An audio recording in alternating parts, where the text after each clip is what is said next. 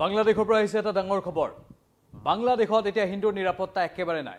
বাংলাদেশত কোনো হিন্দু এতিয়া শান্তিত ঘূৰিব নোৱাৰা অৱস্থা। ৰাজপথত, দোকানত, ঘৰত ক'তো থাকিব নোৱাৰা অৱস্থা। ভয়ংকৰ।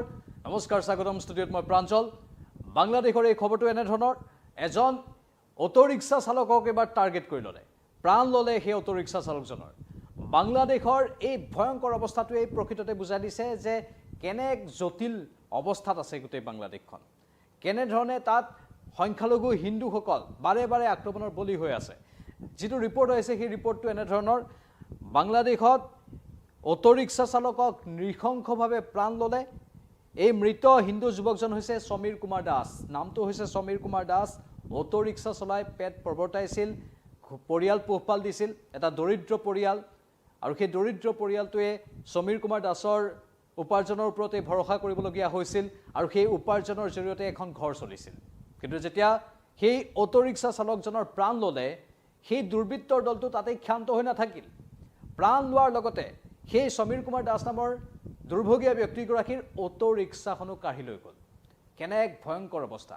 কি কৰি আছে মহম্মদ ইউনুছে, কি কৰি আছে আন আন ৰাজনৈতিক দলবোৰে?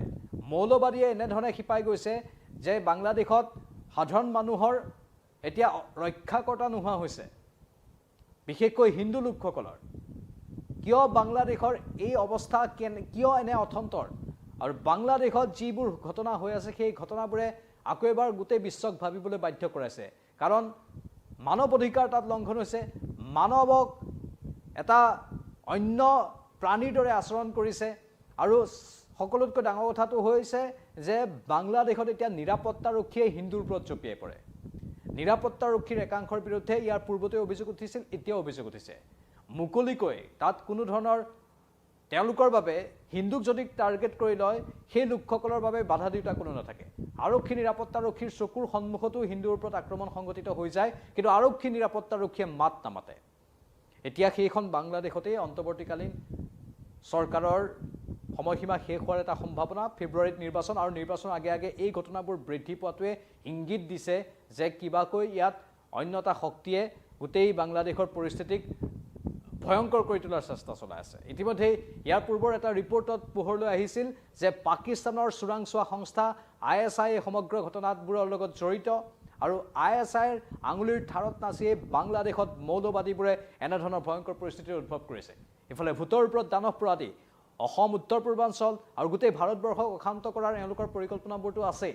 চিকেন নেক একেবাৰে ধূলিসাৎ কৰি দিয়াৰ যি পৰিকল্পনা গ্ৰহণ কৰিছিল তাৰ প্ৰত্যুত্তৰ ইতিমধ্যে ভাৰতে দিছে। ভাৰতে কৈছে যে ভাৰতৰ ওপৰত যদি চকু দিয়া তেনেহ'লে তোমালোকক আমি ধূলিসাৎ কৰি দিম। সেই কথাবোৰ আকৌ আমি খুচৰাৰ কোনো দৰকাৰ নাই, সেই কথাবোৰ আকৌ আমি অতীত স্মৃতি ৰোমন্থন কৰিবলৈ এতিয়া প্ৰয়োজন নাই। কিন্তু মূল কথাটো হৈছে যে বাংলাদেশত কিমান হিন্দুৰ প্ৰাণ লোৱা হ'ল ধাৰাবাহিকভাৱে, কিমান জনলোকে বৃদ্ধি পালে, 6-7 জন, 8 জন, এনেধৰণে বাঢ়ি বাঢ়ি গৈ আছে। আৰু কিমানজন হিন্দুৱে তাত প্ৰাণ হেৰুৱাব লাগিব। সময়মতেই পদক্ষেপ যদি গ্ৰহণ কৰা নহয় তেনেহ'লে স্বাভাৱিকতেই হিন্দুসকলৰ নিৰাপত্তা বাংলাদেশত নোহোৱা হৈ যাব। ইতিমধ্যে ভাৰতীয় বায়ুসেনা বাহিনীয়ে কৈছে যে যিসকল পৰ্যটক বাংলাদেশলৈ ভাৰতীয় পৰ্যটক গৈছিলে তেওঁলোকক যদি ভাৰতলৈ উভতাই অনাৰ ক্ষেত্ৰত বায়ুসেনাই হেলিকপ্টাৰ বা অন্য কিবা সা সৰঞ্জামৰ ব্যৱহাৰ কৰিব লাগে তেনেহ'লে সেইখিনিও কৰিব। অৱশ্যে সেয়া কেৱল ভাৰতৰ পৰা যোৱা লোকসকলৰ বাবেহে। কিন্তু এতিয়া যিসকল তাৰ স্থায়ী নাগৰিক, এই হিন্দুসকল, সংখ্যালঘু হিন্দুসকলটো বাংলাদেশৰ স্থায়ী নাগৰিক, তাৰ পৰা তেওঁলোকক ভাৰতে উলিয়াই আনিব স্বাভাৱিকতে নোৱাৰে বা উলিয়াই নানেও। কিন্তু সেইখন চৰকাৰৰ দায়িত্ব, কৰ্তব্য সকলো নিজৰ দেশৰ নাগৰিকক সুৰক্ষা দিয়াটো, কিন্তু বাংলাদেশে সেয়া কৰা নাই।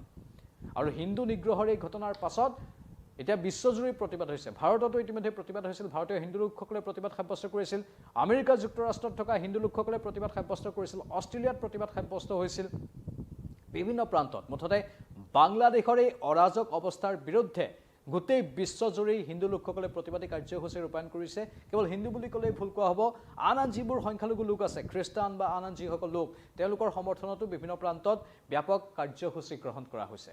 কাৰণ তাত এতিয়া সংখ্যালঘুৰ নিৰাপত্তা একেবাৰে নাই বুলি ক'ব পাৰি। এইখন বাংলাদেশৰ এই অশান্ত পৰিস্থিতিয়ে আমাৰ বিশ্বৰ বাবে অশনি সংকেত কঢ়িয়াই আনিছে।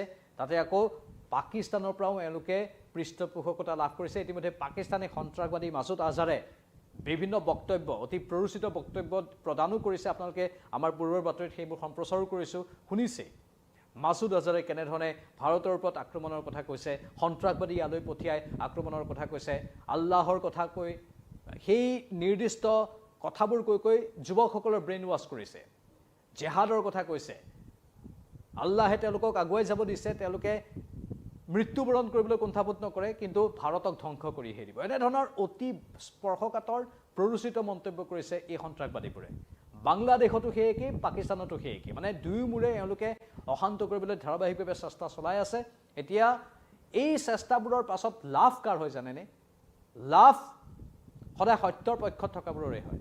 এইবোৰ অসত্যৰ পক্ষত থকাবোৰৰ লোকচান কিন্তু অৱশেষত হয়েই। পাকিস্তানৰ অৱস্থা কি সকলোৱে জানে, বাংলাদেশৰ শোচনীয় অৱস্থা এতিয়া চৌদিশৰ পৰা সেইটো সকলোৱে জানে। ইয়াতকৈ অৱস্থা বেয়া হ'বগৈ পৰৱৰ্তী সময়ছোৱাত। যদি এনেধৰণে থাকে পৰৱৰ্তী সময়ছোৱাত, ভগৱানৰ নাম লৈ, আল্লাহৰ নাম লৈ যদি যুৱচামক ব্ৰেইন ৱাছ কৰি থাকে, প্ৰৰোচিত কৰি থাকে, অতি স্পৰ্শকাতৰ আৰু সমাজ কলুষিত কৰা বক্তব্য দি থাকে, তেনেহ'লে নিজৰেই পতন হ'বগৈ। সেইটো ধ্ৰুৱ, সেইটো নিশ্চিত। আৰু এওঁলোকে সময় থাকোঁতে শুধৰণি কৰাটো প্ৰয়োজন। সেই কথা আমি বাৰে বাৰে বিভিন্ন সম্প্ৰচাৰত কৈছোঁ, কাৰণ বহু প্ৰান্তৰ, বিশ্বৰ বিভিন্ন প্ৰান্তৰ লোকে এই দাবীয়ে উত্থাপন কৰি আছে যে এওঁলোকে এনেধৰণৰ স্পৰ্শকাতৰ প্ৰৰোচিত মন্তব্য কৰি থাকিলে এওঁলোকক মাটিৰ লগত মিলাই দিব লাগে, এওঁলোকক ধ্বংস কৰি দিব লাগে। সেই দাবীবোৰ বাৰু উত্থাপন হৈ আছে। আশা কৰিম আমি শুধৰণি হ'ব সকলোৰে, আৰু সমাজত শান্তি শৃংখলা সকলোৱে অটুট ৰাখিব। আপোনালোকৰ মতামত কি কমেণ্ট বক্সত কমেণ্ট কৰি জনাওক। কিন্তু বাংলাদেশৰ এই ঘটনাটো সঁচাকৈ চিন্তনীয়। কেইবাজনো হৈ গ'লগৈ এতিয়া বাংলাদেশত হিন্দু লোক মৃত্যুবৰণ কৰা। কেৱল হিন্দু লোকেই নহয়, আন একাংশ লোকো তাত মৃত্যুবৰণ কৰিবলগীয়া হৈছে, একাংশ সন্ত্ৰাসবাদী বা মৌলবাদী অথবা এই আততায়ীৰ আক্ৰমণৰ ফলত। বিদায় লৈছোঁ, নমস্কাৰ।